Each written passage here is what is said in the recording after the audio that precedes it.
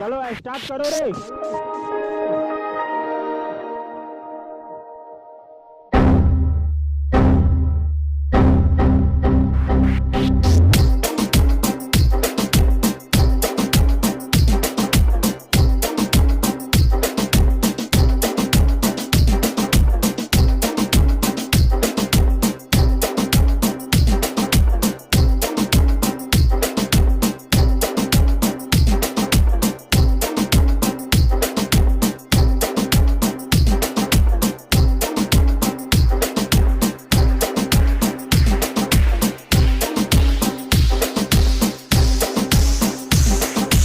Mixed by DJ Rakesh. Mixed by DJ Rakesh. Mixed by DJ Rakesh.